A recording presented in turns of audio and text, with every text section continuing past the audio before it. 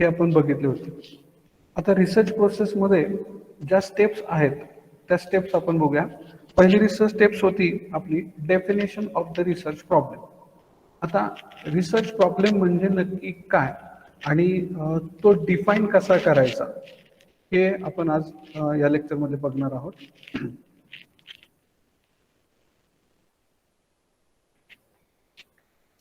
Research problem. What is research problem?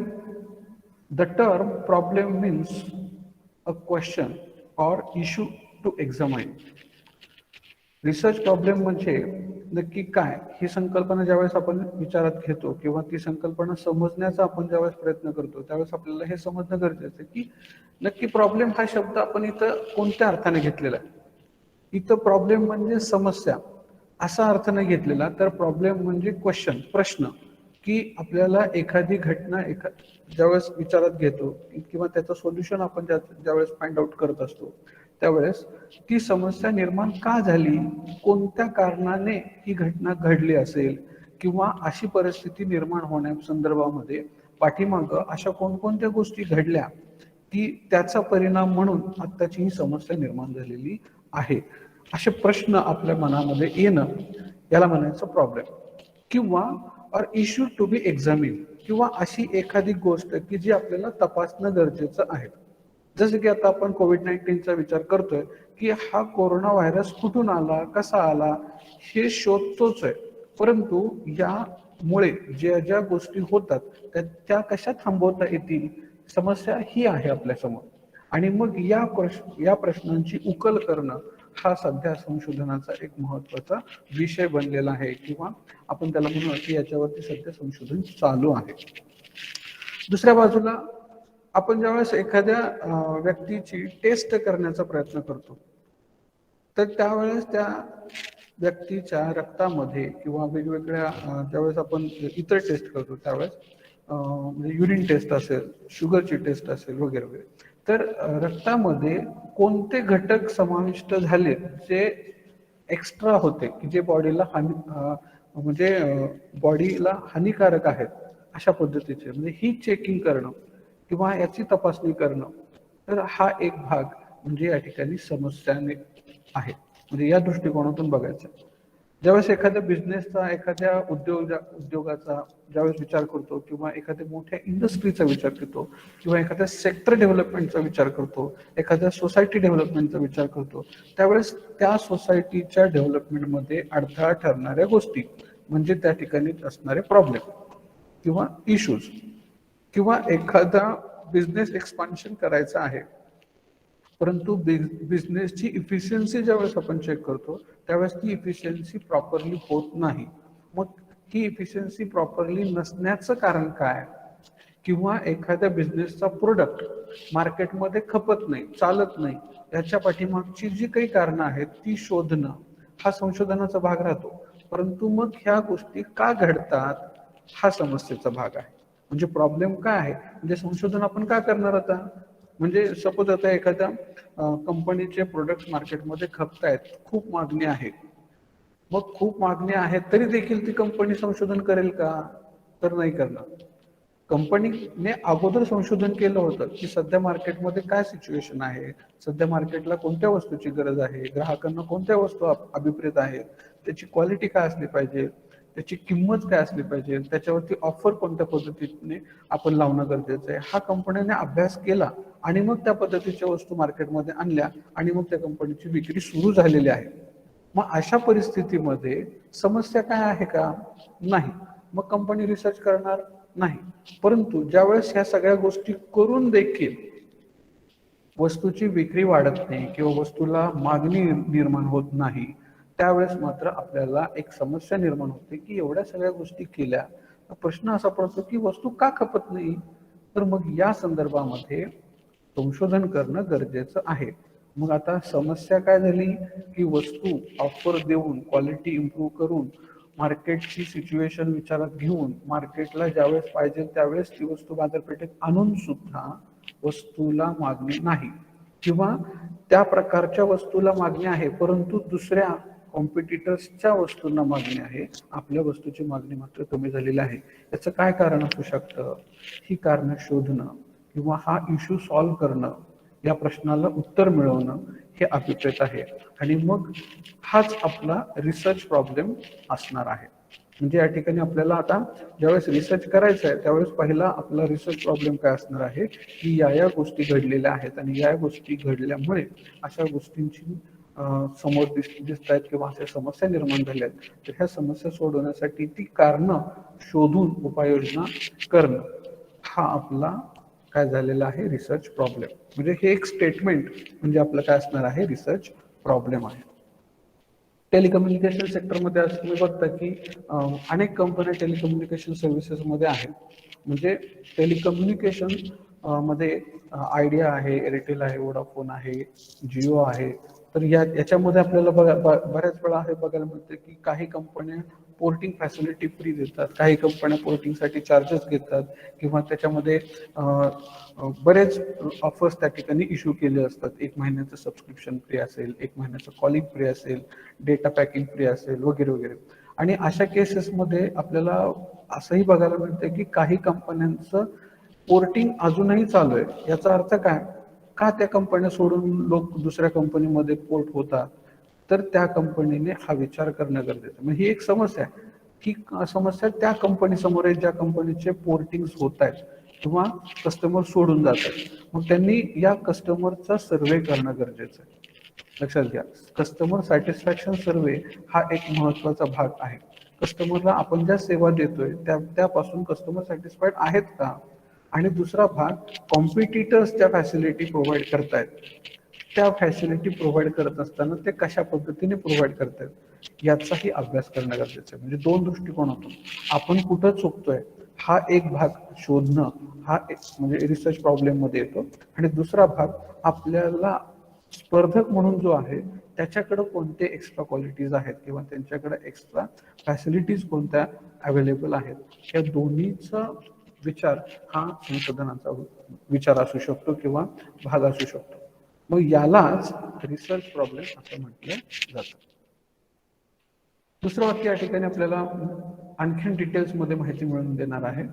Research problem refers to some difficulty or need which a researcher experiences in the context of either theoretical or practical situation and wants to be obtain a solution for the same. Research problem ही जी संकल्पना आहे ही एका विशिष्ट गोष्टीशी संबंधित आहे. ती गोष्ट म्हणजे काय? तर डिफिकल्टीज. कोणकोणत्या डिफिकल्टीज येतात किंवा त्या डिफिकल्टीज म्हणजे अडथळे येऊ शकतात किंवा एखाद्या गोष्टीची गरजच, जसं आता व्हॅक्सिनेशनची गरज होती म्हणून व्हॅक्सिन आले, आता औषधाची गरज आहे म्हणून औषधाचं संशोधन चालू आहे. म्हणजे गरज, ह्या गरजेतून काय होतं म्हणजे गरजेतून संशोधन अशी एक संकल्पना आहे. त्यामुळं जेव्हा गरज पडते त्यावेळेस संशोधन करतो. एखादी सिस्टीम ज्यावेळेस, आता जसं एक थोडंसं अवांतर सांगतो. सपोज एखादी खोली आहे आणि त्या खोलीमध्ये एखाद्या व्यक्तीला आत बसवलेला आहे आणि बाहेरून दरवाजा लावून घेतलेला आहे, त्याला कुलूप लावलेलं आहे. आता त्या व्यक्तीला बाहेर यायचं आहे आणि बाहेर येण्यासाठी तो व्यक्ती आता धडपडतो. तर मग अशा वेळेस त्याच्याकडे असणाऱ्या वेगवेगळ्या सोर्सेसचा तो विचार करतो. लक्षात घ्या, आता इथं दरवाजातून बाहेर येऊ शकत नाही, ओके, हा इथं कुलूप लावलेला. दुसरा, खिडकी आहे का?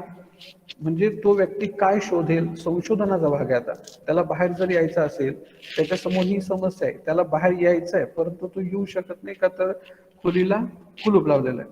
मग ही समस्या आता तो सोडवण्यासाठी काय काय शोधू शकतो? एक तर दरवाजा उघडतोय का, नाही उघडत. खिडकी आहे का, खिडकीतून बाहेर जाऊ शकतो का, ती समस्या, तो एक संशोधन म्हणजे हा एक असू शकतो पर्याय. दुसरं, आता खिडकी नाही किंवा खिडकी आहे परंतु त्या खिडकीतून बाहेर जाऊ शकत नाही, दरवाजा आहे परंतु लावलेला आहे. मग आता अशा परिस्थितीमध्ये तो दुसरा पर्याय शोधू शकतो की दरवाजा तोडता येऊ शकतो का.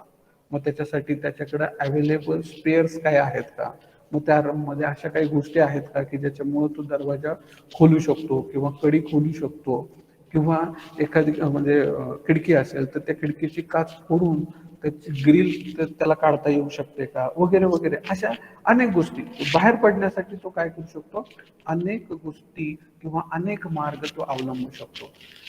हा मार्ग अवलंबणं म्हणजे त्याची डिफिकल्टी सॉल्व्ह करण्याच्या दृष्टिकोनातून केलेले प्रयत्न किंवा त्याची गरज पूर्ण करण्यासाठी केलेले प्रयत्न, आणि यालाच संशोधन असं म्हणतात. तो शोधत असतो काही ना काहीतरी, इथून सुटका कशी करायची या दृष्टिकोनातून.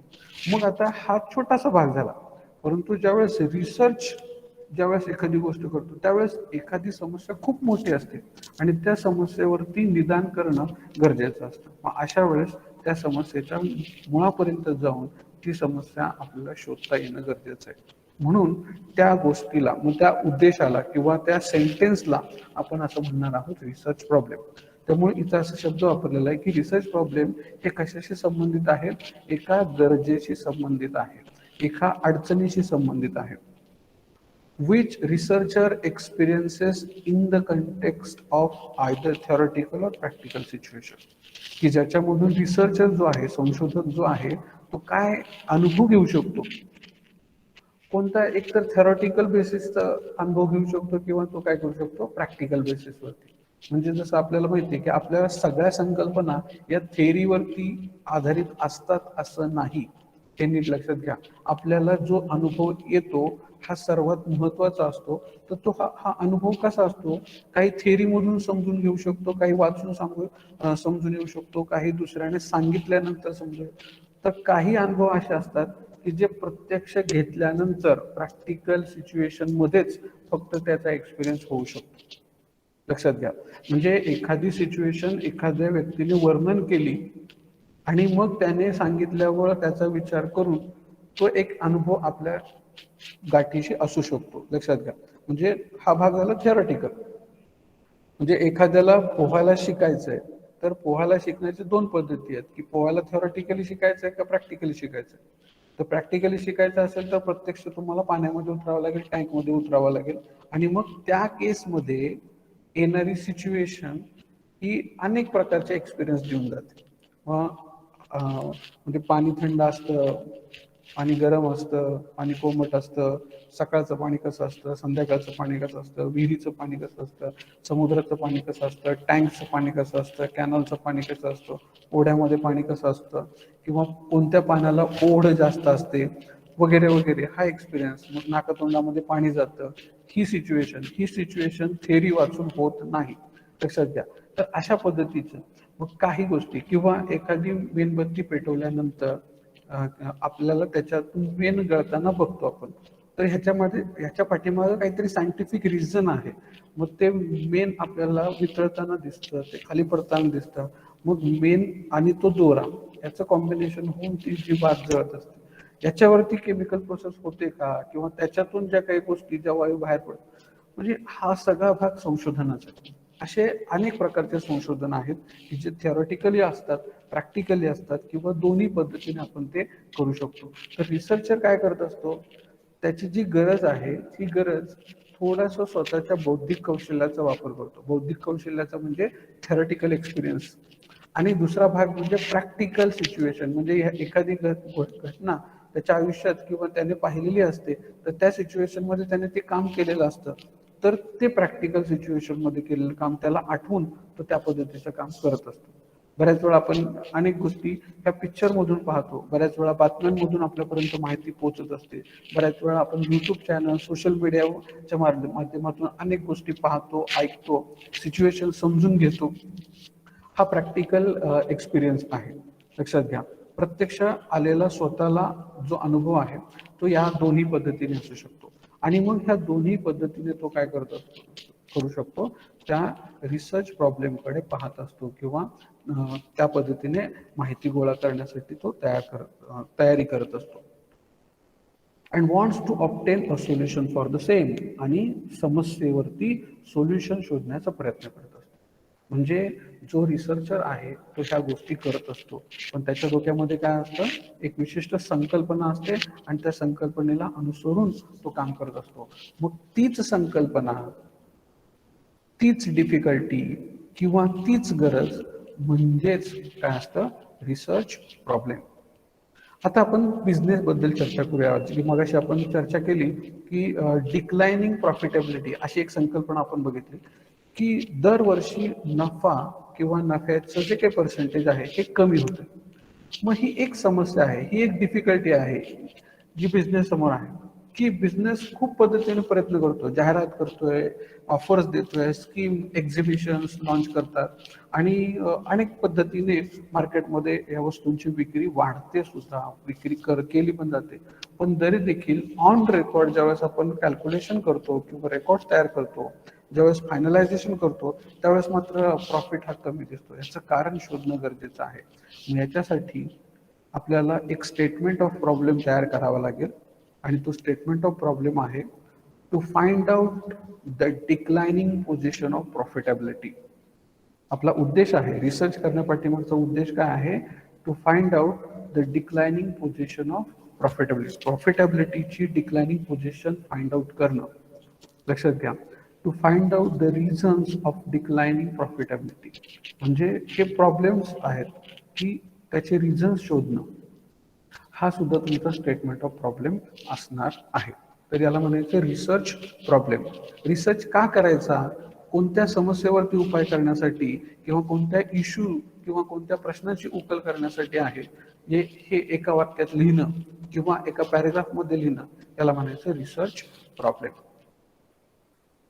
पुढची संकल्पना आहे how do we know we have a research problem. म्हणजे आपल्याला हे कसं समजतं की आपल्याला रिसर्च प्रॉब्लेम म्हणजे यालाच रिसर्च प्रॉब्लेम म्हणायचं किंवा हाच रिसर्च प्रॉब्लेम आहे. लक्षात घ्या, आपण कसं ते आयडेंटिफाय करायचं?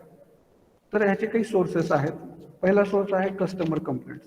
जर आपल्या बिझनेसमध्ये कस्टमरच्या कंप्लेंट्स येत असतील, कस्टमर आपल्याला प्रोडक्टबद्दल सर्व्हिसेसबद्दल काही कंप्लेंट करत असेल, तर ह्या कंप्लेंटमधून सुद्धा आपण काय करू शकतो? रिसर्च प्रॉब्लेम फाइंड आउट करू शकतो. आपण हे म्हणू शकतो की अरे आपल्याकडे एका कस्टमरची अशा कंप्लेंट आलेली नाहीये, अशा अनेक कस्टमरची कंप्लेंट आलेली आहे.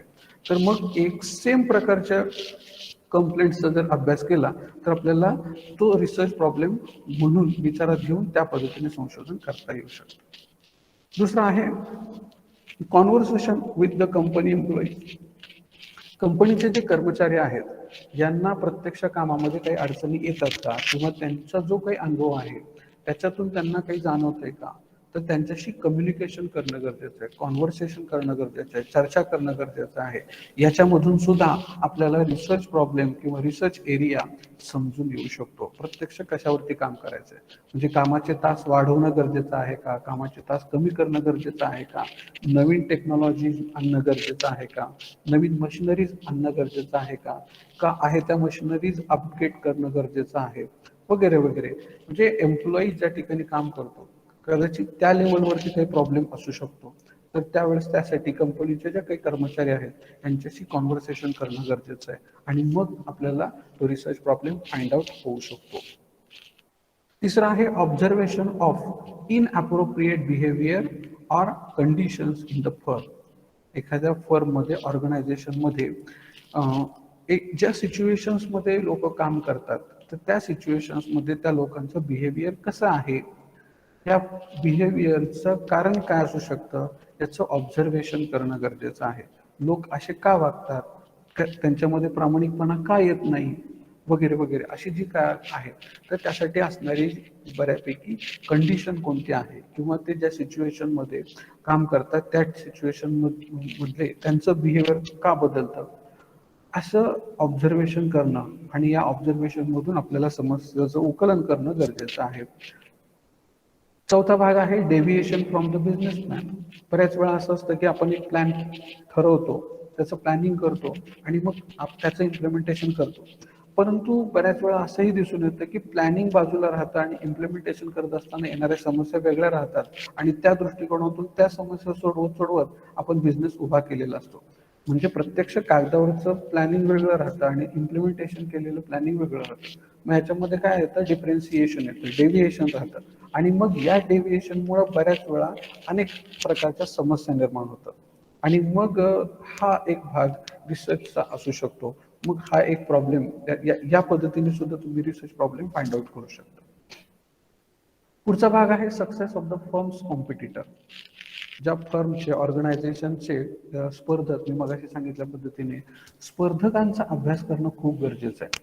म्हणजे स्पर्धक कशा पद्धतीने मार्केट प्लॅनिंग करतात, कशा पद्धतीने मार्केटमध्ये मॅन्युफॅक्चरिंग केलेले प्रोडक्ट लॉन्च करतात, त्यांची स्ट्रॅटेजी काय आहे, ते कोणत्या पद्धतीच्या before and after sales services provide करतात, ते ज्यावेळेस एखादं कॅम्पेन राबवतात एखाद्या वस्तूचं लॉन्चिंग करण्यासाठी, त्या कॅम्पेनचे ऑब्जेक्टिव्ह काय असतात, किंवा कॅम्पेन झाल्यानंतर ते सॅटिस्फॅक्शन सर्वे कशा पद्धतीने करून घेतात, किंवा कस्टमरशी त्यांचे रिलेशन्स कशा पद्धतीचे आहेत, याच्यामध्ये त्यांची सक्सेस स्टोरी कशी आहे थोडक्यात याचा अभ्यास करणं हा एक भाग महत्त्वाचा आहे. ह्याच्यामधून सुद्धा आपल्याला लक्षात येतं की कॉम्पिटिटर्स असं करतात आणि आपण असं करतोय, मग याच्यामध्ये आपली समस्या काय आहे हे समजून येऊ शकतं. मग हा एक रिसर्च प्रॉब्लेम असू शकतो किंवा त्याच्यामधून फाइंड आउट होतो. पुढचा भाग आहे relevant reading of published material. जे काही मटेरियल पब्लिश झालेलं आहे, ऑलरेडी मार्केटमध्ये अवेलेबल आहे किंवा कोणीतरी संशोधन केलेलं आहे, त्याचा अभ्यास करून सुद्धा आपण काय करू शकतो, आपल्याशी रिलेव्हंट असलेली इन्फॉर्मेशन त्याच्यामध्ये फाइंड आउट करून रिसर्च प्रॉब्लेम फाइंड आउट करू शकतो. त्यानंतर कंपनी रेकॉर्ड्स अँड रिपोर्ट्स. कंपनीचे रेकॉर्ड्स रिपोर्ट्स याच्यावरून सुद्धा आपल्याला बरेचशी प्रॉब्लेम्स फाइंड आउट करता येऊ शकतात. तर असे जे काही सोर्सेस आहेत की ज्याच्यामधून आपण काय करू शकतो, रिसर्च प्रॉब्लेम माहिती करून घेऊ शकतो. The first step in research process definition of the problem involves two activities. जी फर्स्ट स्टेप आपण रिसर्च प्रोसेसमध्ये म्हणतो, जी डेफिनेशन ऑफ डिफायनिंग प्रॉब्लेम, तर ह्याच्यामध्ये दोन ॲक्टिव्हिटीज असतात. एक म्हणजे आयडेंटिफिकेशन किंवा सिलेक्शन ऑफ प्रॉब्लेम. एक म्हणजे प्रॉब्लेम काय आहे हे ओळखणं किंवा त्याचं सिलेक्शन करणं, आणि दुसरं आहे फॉर्म्युलेशन ऑफ प्रॉब्लेम, म्हणजे समस्या निर्माण करणं किंवा ती फॉर्म्युलेट करणं, कृतीबद्ध करणं.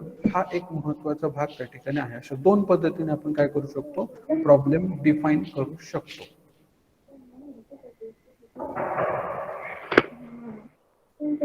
एक मिनिट.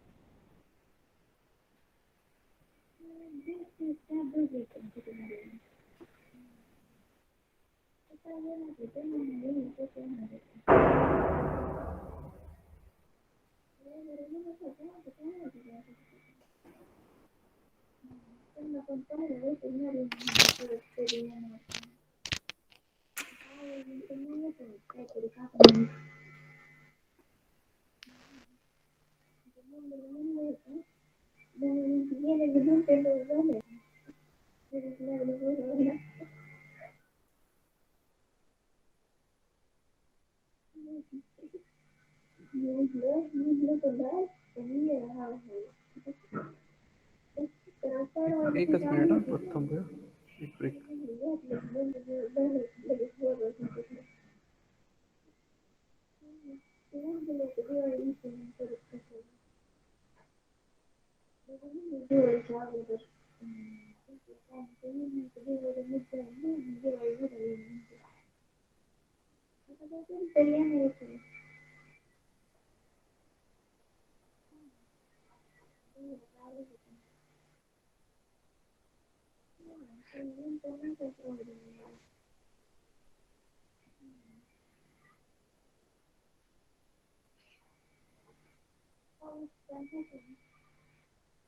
जागीच आहे, मला वाटलं झोपली.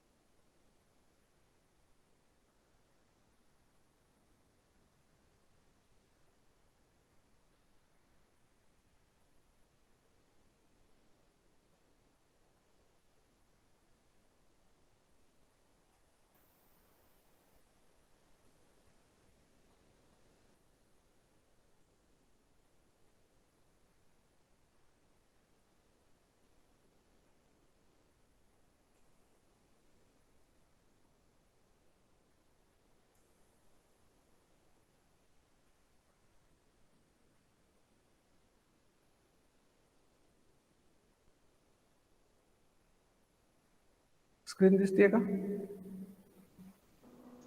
Yes sir. ओके, कंटिन्यू करूया आपण. Identification and selection of the research problem. म्हणजे पहिल्यांदा आपल्याला आयडेंटिफाय करायचं आहे की रिसर्च प्रॉब्लेम नक्की काय आहे, कुठं आहे, कशा पद्धतीचा आहे.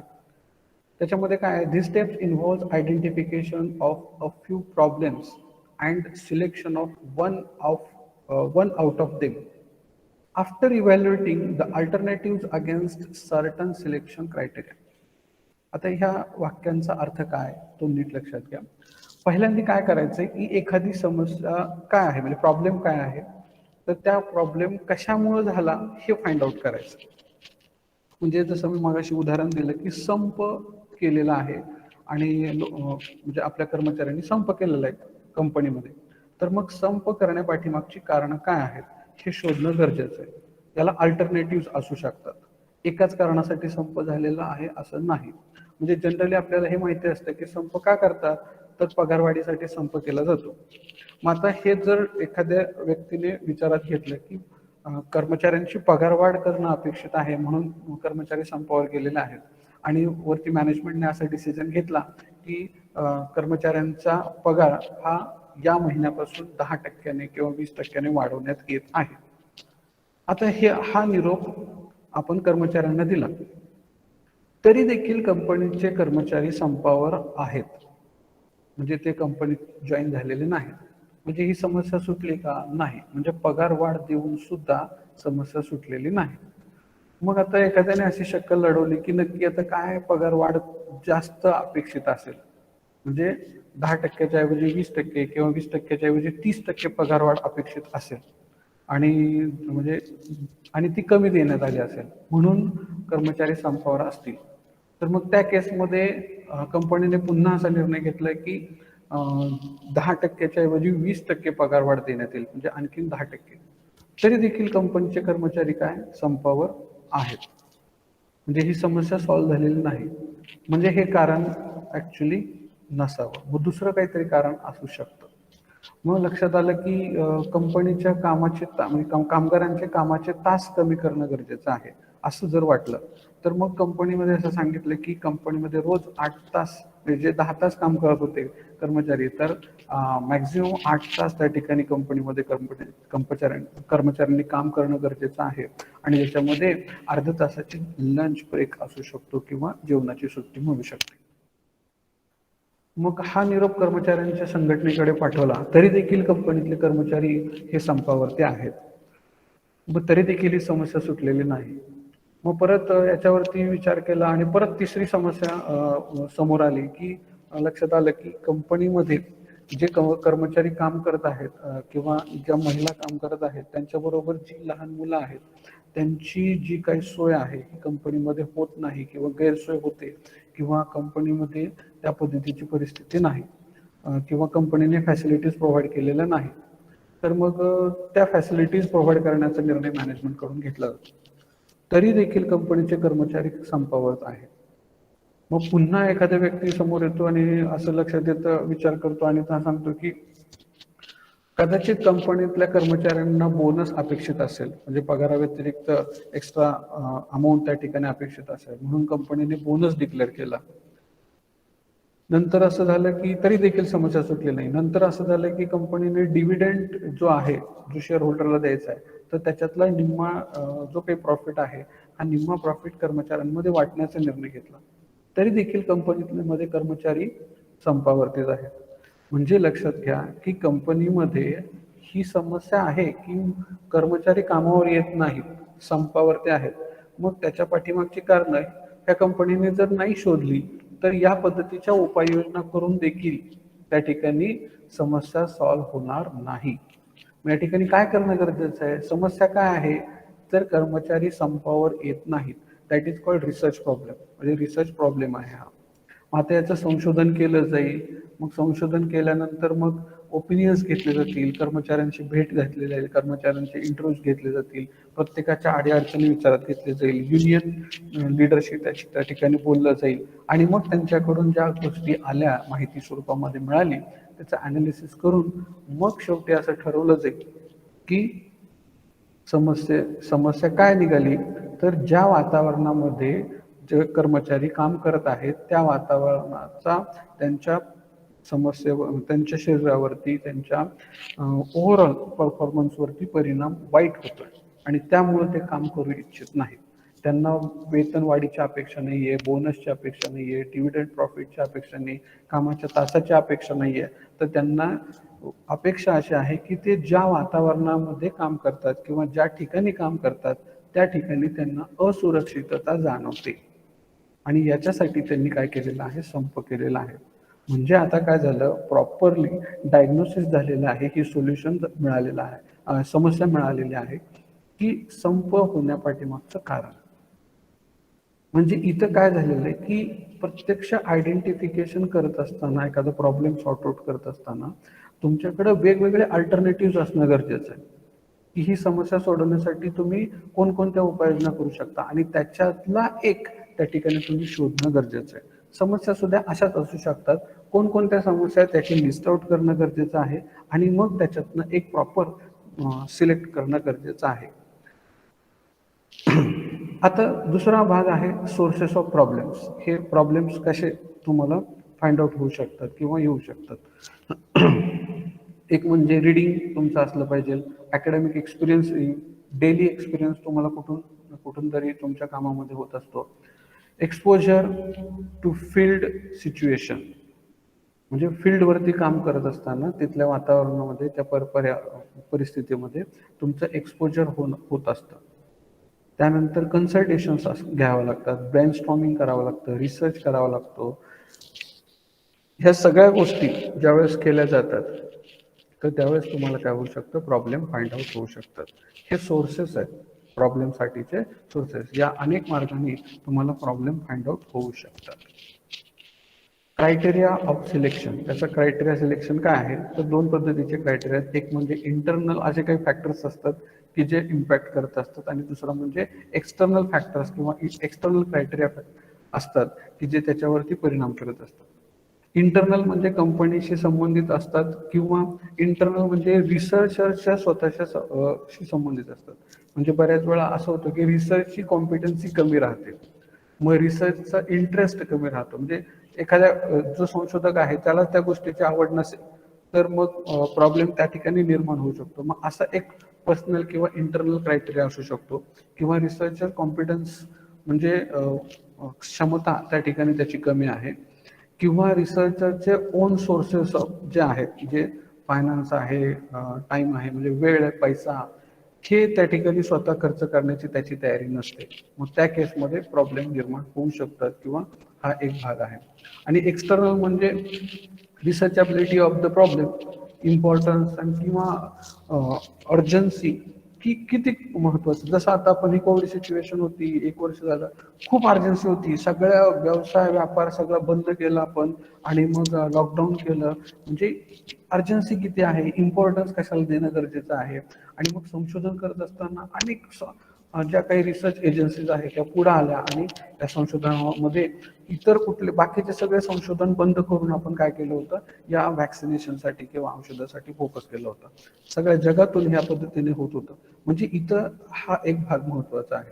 तर असे अनेक फॅक्टर्स असतात की जे रिसर्च किती लेवलपर्यंत आपल्याला न्यायचं आहे किंवा कशी, किंवा त्याच्यामध्ये कोणकोणत्या फॅसिलिटीज त्यांना अवेलेबल आहेत, फ्लेक्झिबिलिटी त्याच्यामध्ये आहे का, फिजिबिलिटी मिळू शकते का, त्याचा रिलेव्हन्स कसा आहे, ह्या सगळ्या गोष्टी एकत्रितरित्या ह्या काय करत असतात, त्याच्यावरती परिणाम करत असतात.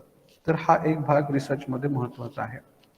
त्यानंतर फॉर्म्युलेशनमध्ये दुसरा भाग पाहतोय, define and formulation of research problem. आतापर्यंत आपण आयडेंटिफिकेशन बघितलं, आता फॉर्म्युलेशन ऑफ रिसर्च प्रॉब्लेम बघूया.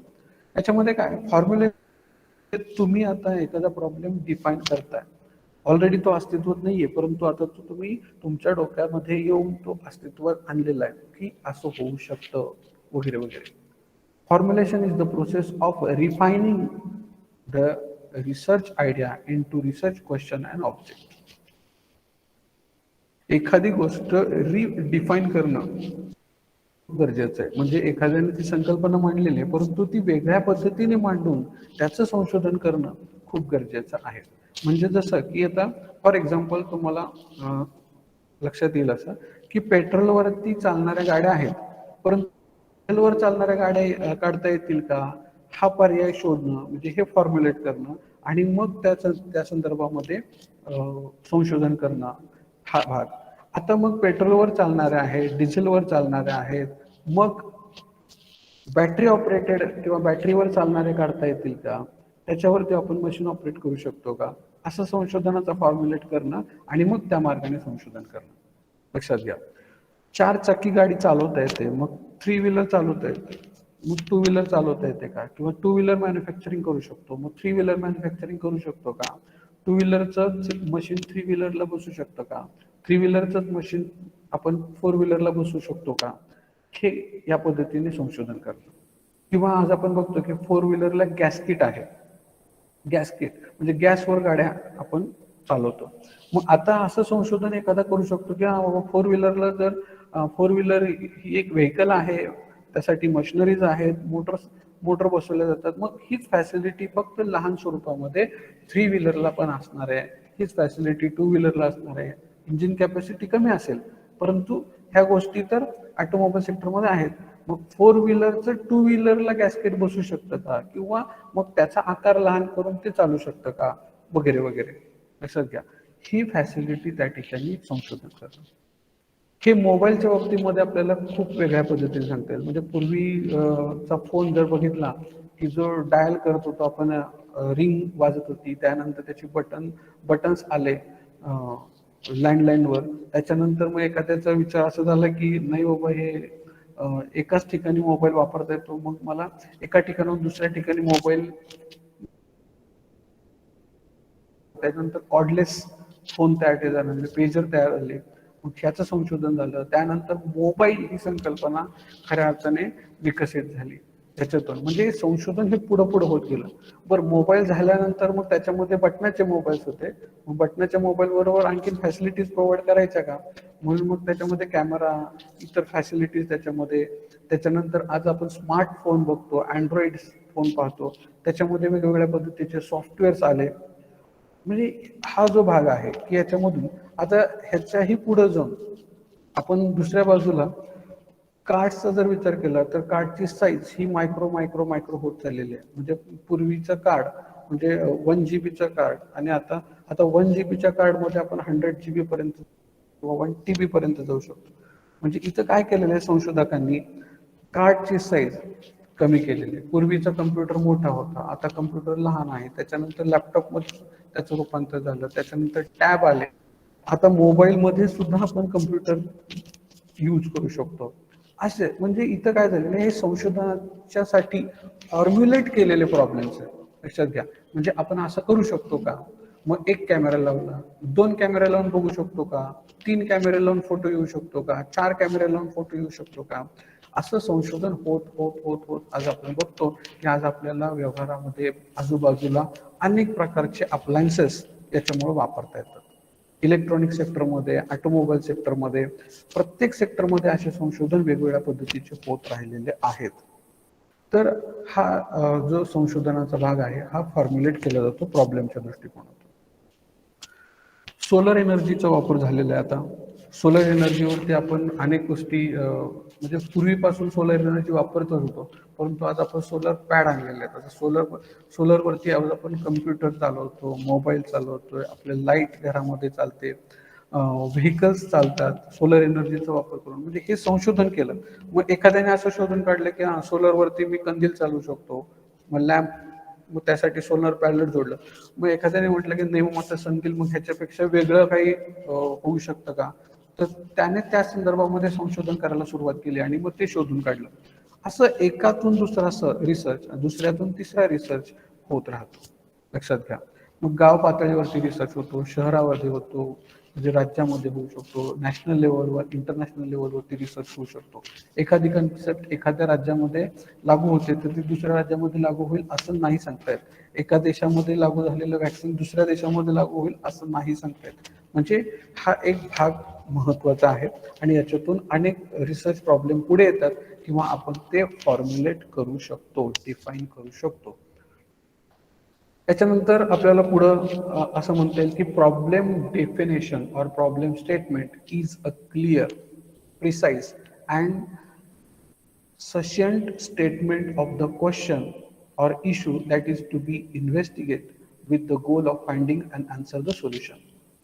म्हणजे काय, तुम्ही ज्यावेळेस एखादा प्रॉब्लेम डिफाईन करता, ज्यावेळेस एखादी समस्या मांडता आणि त्या संदर्भामध्ये संशोधन सुरू करता, त्यावेळेस ते तुमचं स्टेटमेंट हे क्लिअर असणं गरजेचं आहे, प्रिसाईज असणं गरजेचं आहे. म्हणजे काय, नेमकेपणाने तुम्ही मांडणं गरजेचं आहे. त्याच्यामध्ये ॲम्बिजिटी असता कामा नये, म्हणजे संदिग्धता असता कामा नये.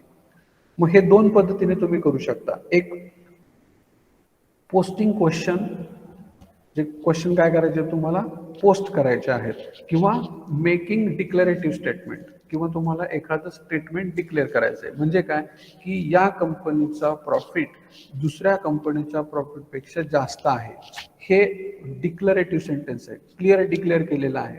किंवा मागच्या 5 वर्षामध्ये कंपनीची प्रॉफिटेबिलिटी पोझिशन वाढलेली आहे, हे कम्प्लीट स्टेटमेंट झालं डिक्लेरेटिव्ह स्टेटमेंट. तर याला म्हणायचं मेकिंग डिक्लेरेटिव्ह स्टेटमेंट. अशा दोन्ही पद्धतीने तुम्ही काय करू शकता, प्रॉब्लेम डिफाईन करू शकता. पुढचा आहे process involved in defining problem. म्हणजे प्रॉब्लेम डिफाईन करत असताना त्याच्यामध्ये प्रोसेस काय येते, the statement of the problem in a general वे.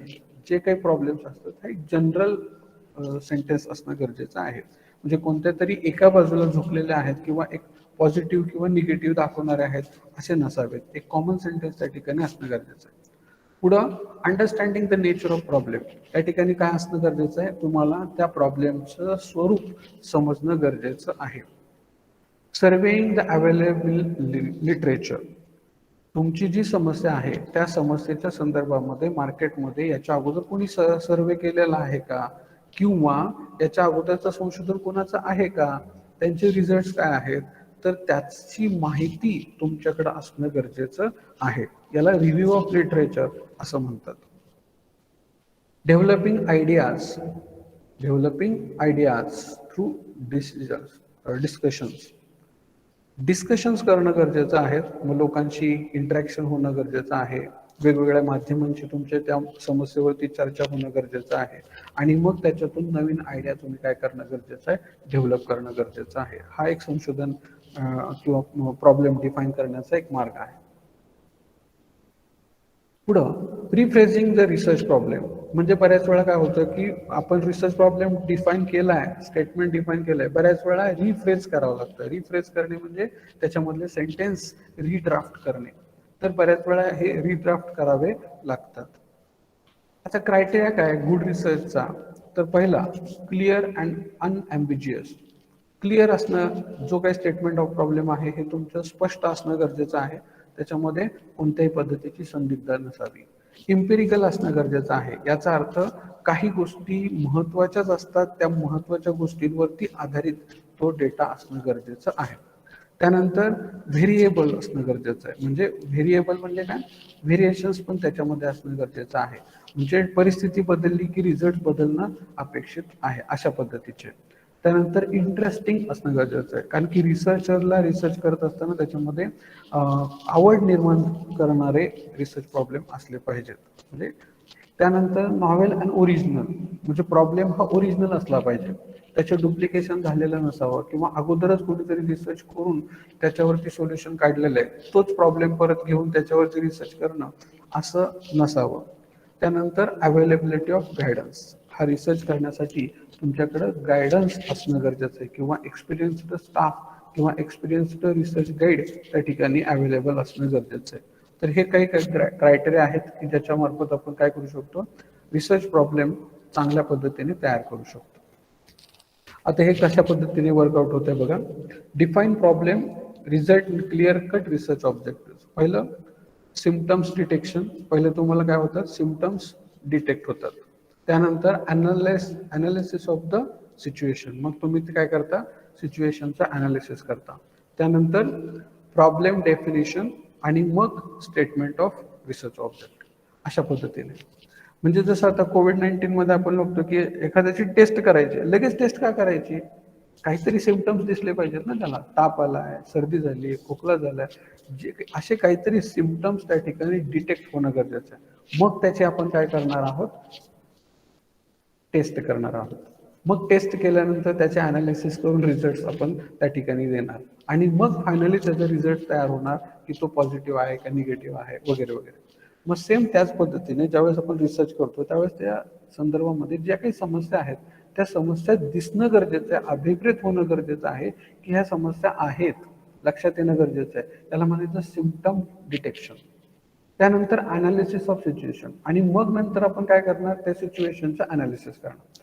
म्हणजे मगाशी जी केस सांगितली तुम्हाला की कर्मचारी संपावर आहेत, तर संपावर आहेत याचा अर्थ काम बंद आहे, कर्मचारी कारखान्यामध्ये नाहीत, हे सिम्पटम्स दिसले पाहिजे. मग अनालिसिस काय केलेलं आहे, तर संप केलेला आहे आणि कर्मचाऱ्यांच्या मागण्या या पद्धतीच्या आहेत किंवा डिमांड्स या पद्धतीने केलेल्या आहेत. मग त्यानंतर प्रॉब्लेम डिफाईन झालेला आहे आणि मग फायनली त्याचं काय केलेलं आहे, स्टेटमेंट तयार केलेलं आहे किंवा रिसर्च ऑब्जेक्टिव्ह आपण बनवलेलं आहे. त्यानंतर रिसर्च ऑब्जेक्टिव्ह त्या ठिकाणी बनवायचे. आता पहिला भाग कंप्लीट झाला, रिसर्च प्रॉब्लेम. आता आपण दुसऱ्याकडे जाणार आहोत, रिसर्च ऑब्जेक्टिव्ह. उद्देश काय रिसर्च करण्यापाठीमागचा, तर नक्की काय ही सेकंड स्टेप आहे. Research objective are the specific component of the research problem that you will be working to answer or complete in order to answer the overall research problem. म्हणजे Churchill यांनी असं म्हटलेलं आहे की रिसर्च ऑब्जेक्टिव्ह म्हणजे काय, की एखाद्या समस्येवरती आपल्याला ज्यावेळेस उपाययोजना करायच्या आहेत, प्रत्यक्ष काम करायचं आहे किंवा एखाद्या गोष्टीचं आन्सर तुम्हाला फाइंड आउट करायचं आहे, तर याच्यावरती तुम्ही प्रत्यक्ष काम करणं, त्या दृष्टिकोनातून काम करणं म्हणजे रिसर्च ऑब्जेक्टिव्ह असणार आहे. हे तुमच्या क्वेश्चनशी संबंधित असणार आहे. म्हणजे जसा रिसर्च प्रॉब्लेम आहे त्या रिसर्च प्रॉब्लेमला अनुसरूनच तुमचे काय असणार आहेत, ऑब्जेक्टिव्ह असणार आहेत. त्यामुळे इथं असा शब्द एक वापरलेला त्यांनी, research objective refers to the question. प्रश्नाशी संबंधितच तुमचे उद्देश असणार आहेत. म्हणजे प्रश्न खूप महत्वाचा आहे, स्टेटमेंट ऑफ प्रॉब्लेम खूप महत्वाचा आहे आणि रिसर्च प्रॉब्लेम खूप महत्वाचा आहे आणि मग त्याच्याला अनुसरून तुमचे ऑब्जेक्टिव्ह असणं गरजेचं आहे. त्यानंतर पुढे आपण बघितलं रिव्ह्यू ऑफ लिटरेचर. दुसरी स्टेप आहे रिव्ह्यू ऑफ लिटरेचर. म्हणजे मी मगाशी सांगितल्या पद्धतीने की आपण संशोधन करतोय, याच्या अगोदर कोणी संशोधन केलंय का त्याची माहिती घेणं, त्याचे फाइंडिंग्स त्या ठिकाणी विचारात घेणं, हा भाग महत्वाचा आहे. It is an extensive survey of all available past studies relevant to the field of investigation. म्हणजे रिव्ह्यू ऑफ लिटरेचर म्हणजे काय, की याच्या अगोदर भूतकाळामध्ये याच्या संदर्भामध्ये कोणीतरी सर्वे केलेला आहे, कोणीतरी अभ्यास केलेला आहे आणि मग त्याने केलेला अभ्यास, याचा अभ्यास आपण करणं की त्याने काय अभ्यास केला होता, कोणती माहिती गोळा केली होती, त्याचे रिझल्ट्स काय आले, त्याने काय अनुमान काढलेले आहेत वगैरे वगैरे. तर हे झालं review of literature. It gives us knowledge about what others have found. याच्यामधून आपल्याला काय मिळतं की दुसऱ्यांनी काय अभ्यास केलेला आहे याची माहिती आपल्याला मिळते आणि मग आपण काय करणार, भविष्यामध्ये त्या माहितीचा आधार घेऊन आपण त्याच्या पुढचा रिसर्च करायला सुरुवात करणार आहोत. पर्पज काय, रिव्ह्यू ऑफ लिटरेचरचे पर्पज काय, to gain a background knowledge. पहिल्यांदा आपल्याला बॅकग्राऊंड नॉलेज त्या टॉपिकच्या संदर्भामध्ये मिळणं अपेक्षित आहे, म्हणून आपण रिसर्च करतो किंवा रिव्ह्यू ऑफ लिटरेचर केलं पाहिजे. दुसरं, to identify the concept relating to it. म्हणजे त्या कन्सेप्ट ज्या आहेत ह्या आपल्या अगोदरच्या कोणीतरी अभ्यासलेल्या आहेत, त्या जर आपल्याला आहे तशा मिळाल्या किंवा त्यातून काही माहिती आपल्याला समजली तर आपल्या कन्सेप्ट क्लिअर होणं मदत होते. म्हणजे हा एक उद्देश असतो. To identify appropriate methodology.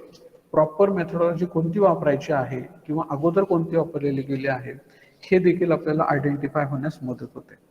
त्यानंतर to identify data sources used by the other researcher. दुसऱ्या रिसर्चरने कोणते डेटा सोर्सेस वापरलेले आहेत हे समजण्यास मदत होते. त्यानंतर to learn how other structure their report. म्हणजे त्यांनी त्यांच्या रिपोर्टमध्ये कोणत्या पद्धतीचं स्ट्रक्चर रिपोर्ट केलेलं आहे हे देखील आपल्याला काय समजू शकतं रिव्ह्यू ऑफ लिटरेचर मध्ये. त्यानंतर how to conduct literature survey. Literature survey कसा करायचा, पहिलं, आयडेंटिफाय द रिलेव्हंट सोर्सेस, म्हणजे कुठून आपल्याला माहिती मिळू शकते हे आयडेंटिफाय करायचं. दुसरं, extract and record relevant information. आपण काय करायचे, आपल्याला अपेक्षित असलेली माहिती ही एक्स्ट्रॅक्ट करून घ्यायची किंवा ती रेकॉर्ड करून घ्यायची. And then write up the review of literature, आणि मग त्या माहिती घेतल्यानंतर त्याच्या संदर्भामध्ये आपल्याला राईट अप करायचं आहे. अशा 3 पद्धतीने आपण काय करू शकतो, लिटरेचर सर्वे घेऊ शकतो. सोर्सेस काय आहेत, बुक्स आहेत, जर्नल्स आहेत, इलेक्ट्रॉनिक डेटाबेस तुमच्याकडे आहे, त्याच्यामध्ये बिब्लिओग्राफी, ॲब्स्ट्रॅक्ट, फुल टेक्स्ट किंवा गव्हर्नमेंट इंडस्ट्रीचे रिपोर्ट्स मिळतील तुम्हाला, इंटरनेटच्या माध्यमातून तुम्हाला माहिती मिळू शकते. रिसर्च किंवा जे थेसिस आहेत, जे PhD डेझर्टेशन्स असतात किंवा थेसिस असतात, तर या सगळ्या मार्फत तुम्ही लिटरेचर घेऊ शकता. म्हणजे थोडक्यात तुम्ही ह्याची माहिती ह्या जे काही मुद्दे आहेत त्यांच्या माध्यमातून तुम्ही पाठीमागं कोणी रिसर्च केलेला आहे तर त्याच्यावरून तुम्हाला मिळू शकते.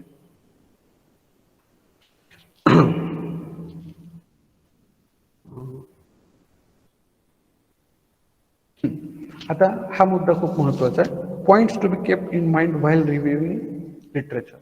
लिटरेचर रिव्ह्यू करत असताना कोणकोणत्या गोष्टी लक्षात ठेवायच्या. पहिलं, रीड रिलेव्हंट लिटरेचर. जे काही लिटरेचर आहे हे रीड करणं, प्रॉपरली रीड करणं गरजेचं आहे. Then refer original work. त्यानंतर तुम्ही काय करणं गरजेचं आहे, जे त्यांनी एखाद्याचं काम केलेलं आहे, त्यांनी रिसर्च प्रत्यक्ष केलेलं आहे, त्याचं रेफरन्स त्या ठिकाणी देणं गरजेचं आहे. म्हणजे ज्यावेळेस त्याचं रिसर्चशी संबंधित आपण काहीतरी मुद्दा घेतो तर त्यावेळेस त्याचं रेफरन्स देणं गरजेचं आहे. Read with comprehension. कॉम्प्रेन्शनचा विचार म्हणजे आपण त्या पद्धतीने त्याचं वाचन करणं गरजेचं आहे. रीडिंग टाइम, वेळेमध्ये, कारण की बऱ्याच वेळा असं असतं की वेळ हेच बऱ्याचशा समस्येवरती सोल्युशन असतं. मग जर रिसर्च खूप लांबला तर बऱ्याच वेळा असतं की समस्या सुटून जाते आणि मग वेळ हा कंटेंट राहत नाही. म्हणून रीडिंग टाइम वेळेत करणं गरजेचं आहे. Index the literature. त्याचं जे काही लिटरेचर आपण वाचलेलं आहे त्याचा प्रॉपरली इंडेक्स करणं गरजेचं आहे. इंडेक्स करताना क्रोनॉलॉजिकल ऑर्डर प्रमाणे, ज्याला आपण लेटेस्ट अगोदर आणि जे काही ओल्ड आहे ते नंतर, अशा पद्धतीने व्हर्टिकल किंवा हॉरिझॉन्टल त्या पद्धतीने त्याची इंडेक्सिंग करणं गरजेचं आहे. तिसरी स्टेप आहे फॉर्म्युलेशन ऑफ हायपोथेसिस. आता लिटरेचर व्ह्यू झाल्यानंतर आपण काय करणार आहे, हायपोथेसिस घेणार आहे. आता हायपोथेसिस म्हणजे काय, तर हायपोथेसिसला मराठीमध्ये गृहीतक असं म्हणतात. म्हणजे आपण एखादं सिद्धांत त्यावेळेस मांडतो त्यावेळेस त्याचं साध्य काय करायचं आहे, त्याची सिद्धता ज्यावेळेस मांडतो त्यावेळेस साध्य काय करायचं आहे, एखादी गोष्ट गृहीत धरूनच. लक्षात घ्या, जसं आपण 10वी मध्ये अनेक बीजगणितामध्ये किंवा भूमितीमध्ये अनेक प्रकारचे सिद्धांत, प्रमेय वगैरे बघितले, किंवा एखादं सायन्समधलं प्रोजेक्ट करत असताना, प्रयोग करत असताना आपण एखादा प्रयोग करत असताना आपण असं म्हणायचं की बाबा हा की साखरेच्या पाण्यातून वीज वाहते किंवा मिठाच्या पाण्यातून वीज वाहते वगैरे किंवा वाहत नाही, अशा पद्धतीने स्टेटमेंट करायचं आणि मग ते प्रयोगशाळेमध्ये जाऊन आपण सर्च करायचं की खरंच साखरेच्या पाण्यामधून वीज वाहते का, खरंच मिठाच्या पाण्यामधून वीज वाहते का. तर या पद्धतीने संशोधन, हे स्टेटमेंट करणं याला म्हणायचं हायपोथेसिस. म्हणजे गृहीत धरून, एखादी गोष्ट गृहीत धरून काम करणं याला म्हणायचं hypothesis. A hypothesis is an assumption about the relations between variables. Hypothesis हे काय आहे, एक प्रकारचं ॲझम्पशन आहे, गृहीतक आहे, की ज्याचं काय आपण रिलेशन लावतो कुठल्या तरी व्हेरिएबलशी. म्हणजे ही घटना अशी घडली म्हणून त्याचा परिणाम असा झाला, हे गृहीतक आहे. त्यानंतर hypothesis can be defined as a, दुसऱ्या भाषेमध्ये सांगायचं झालं तर as a logical consumption relationship between two or more variable expressed in the form of testable statement. Testable statement याचा अर्थ ते स्टेटमेंट आपण प्रूव्ह करू शकतो असं स्टेटमेंट त्या ठिकाणी. म्हणजे जसं आता भूमितीमध्ये आपण म्हणू शकतो की कोणासमोरची बाजू, म्हणजे ते प्रमेय बघितलं 30, 60, 90 जर असेल तर काटकोन हा किती अंशाचा असू शकतो, किंवा कोणाच्या त्रिज्या जर या पद्धतीच्या असतील तर सर्कल किंवा ज्यावेळेस आपण त्याचा व्यास काढतो तर तो किती अंशाचा असू शकतो वगैरे हे आपण जसं डिफाईन करत होतो व्हेरिएबल, तर हे टेस्टेबल होते कारण की ते मेजरमेंट होते.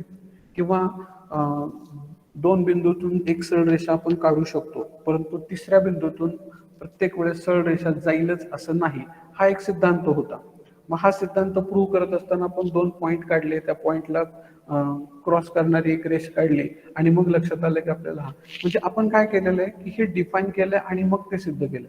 मग दॅट इज ज्यावेळेस आपण डिफाईन करतो, जे लॉजिकली प्रूव्ह करण्याचा प्रयत्न करतो, कॅल्क्युलेशन्स करण्याचा प्रयत्न करतो, त्यावेळेस जे आपण सेंटेन्स डिफाईन करतो त्याला म्हणायचं आहे हायपोथेसिस. हा एक थेरॉटिकल फ्रेमवर्कचा भाग आहे, लक्षात घ्या. हायपोथेसिस हे थेरॉटिकल फ्रेमवर्क असतं. व्हेरिएबल्स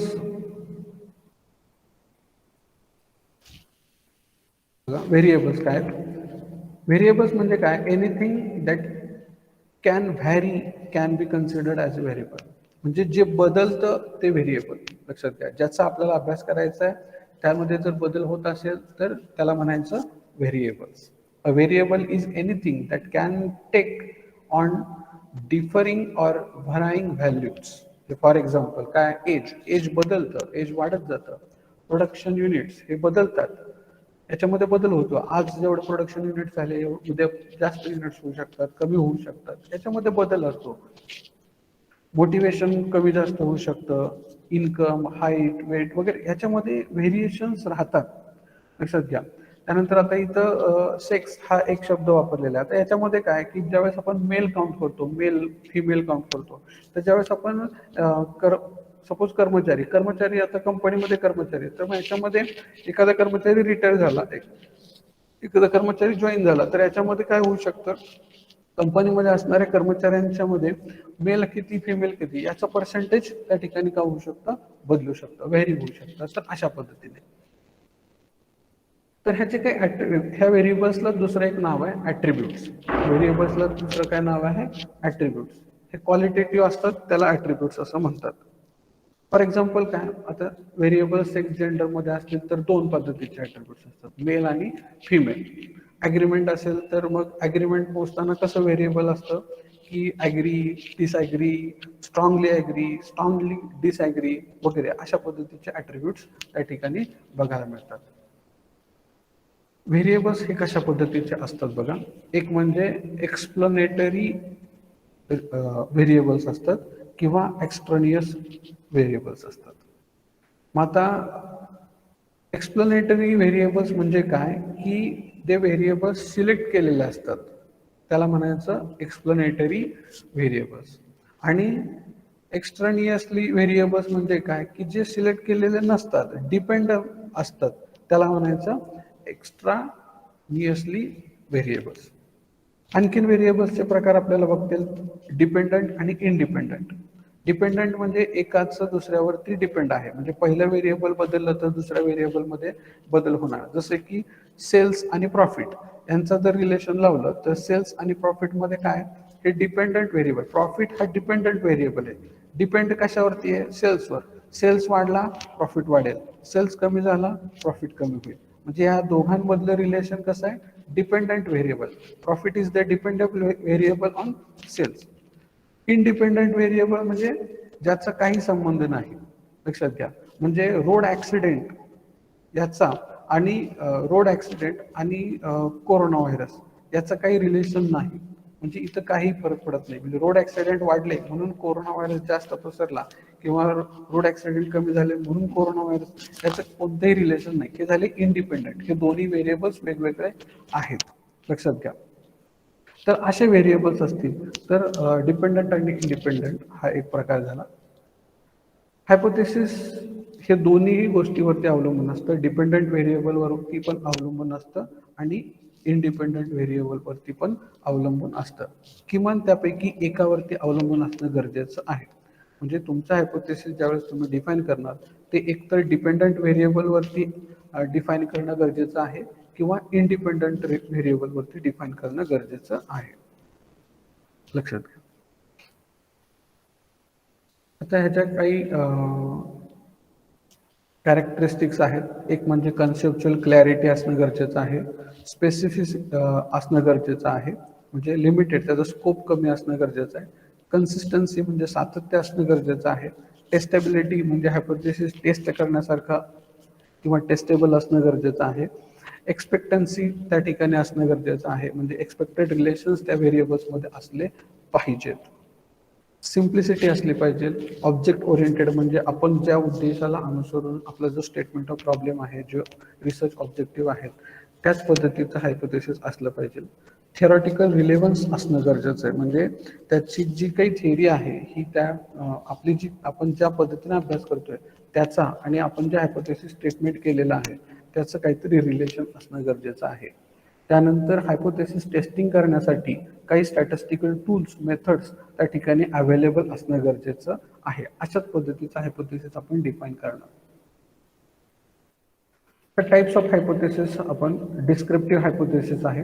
डिस्क्रिप्टिव्ह हायपोथेसिस मध्ये एक्झाम्पल बघा, public enterprises are more amenable for centralised planning.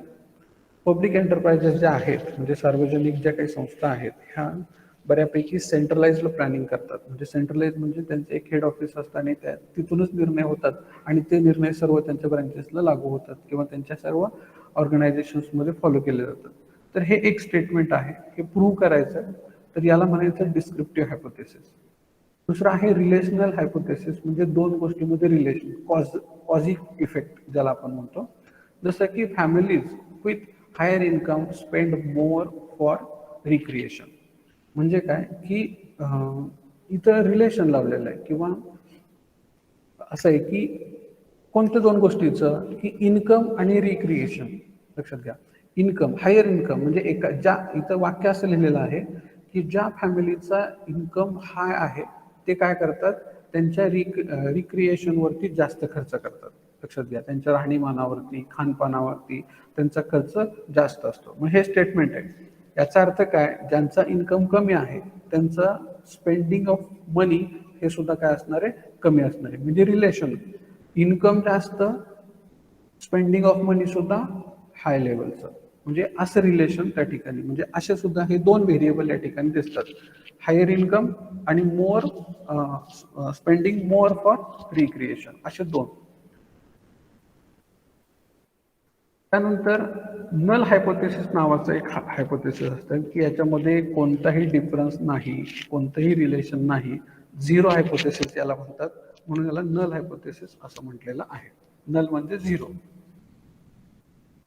आणि तो कसा डिनोट केला जातो, लिहा एच. एच म्हणजे हायपोथेसिस आणि एचच्या एकदम खाली बॉटमला या ठिकाणी झिरो लिहिलं जातं, त्याला म्हणायचं नल हायपोथेसिस. हे तुम्हाला ऑब्जेक्टिव्ह मध्ये येऊ शकतं. बघा आता हे एक्झाम्पल दिलेलं आहे, there is no relationship between families income and expenditure on recreation.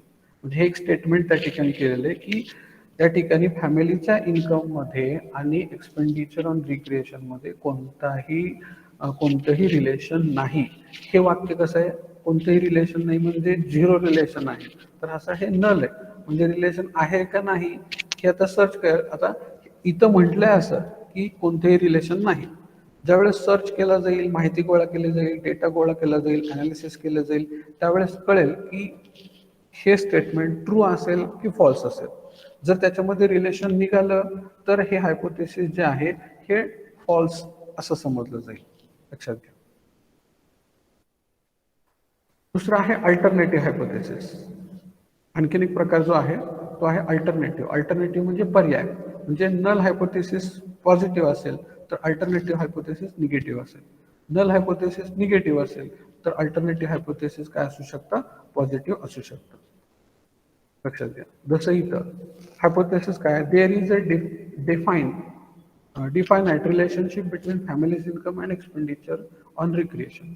म्हणजे मगाशी आपण बघितलं की नो रिलेशन होतं, आता अल्टरनेटिव्ह हायपोथेसिस काय आहे की त्याच्यामध्ये रिलेशन आहे असं. आता हे फक्त कशा पद्धतीने दाखवले जातात, अशा पद्धतीचे फॉर्म्स आहेत त्याचे रिलेशन. हा तुमचा काही सिलेबसमध्ये ओके. इथं कोरिलेशन दाखवलेलं आहे, लक्षात घ्या.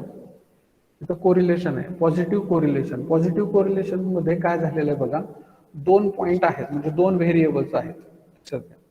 2 व्हेरिएबल्स आहेत, ज्याच्यामध्ये एक व्हेरिएबल तुमचं रेड आहे आणि एक व्हेरिएबल तुमचं येलो यामध्ये दाखवलेलं आहे, आणि दोघांचेही ग्राफ हे एका डायरेक्शन मध्ये वरती जाताना दिसत आहेत, म्हणजे हे पॉझिटिव्ह रिलेशन आहे, लक्षात घ्या.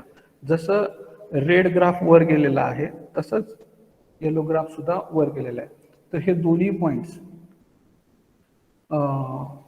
काय झालेले आहेत ते त्या ठिकाणी एकाच डायरेक्शन मध्ये, सेम डायरेक्शन मध्ये चेंज होत आहे. तर याला पॉझिटिव्ह रिलेशन म्हणायचं. याच्या उलट तुमचं हे दिसतंय निगेटिव्ह कोरिलेशन. निगेटिव्ह कोरिलेशन म्हणजे एक ग्राफ डावीकडून उजवीकडे वर जाताना दिसतोय, दुसरा ग्राफ डावीकडून उजवीकडे खाली येताना दिसतोय, म्हणजे एकमेकांना ते काय करतायत, क्रॉस करतायत. म्हणजे हा ग्राफ जसा जसा वर जाईल तसं तसं तो ग्राफ काय होतोय, खाली आपल्याला येताना दिसतोय. त्यामुळे इथं काय दिसतंय, निगेटिव्ह कोरिलेशन. म्हणजे इथं ज्यावेळेस आपण स्टेटमेंट चेक करतो तर ते अशा पद्धतीने जर असेल तर त्याच्यावरून आपल्याला जे काही रिझल्ट्स आहेत ते डिफाईन होतात.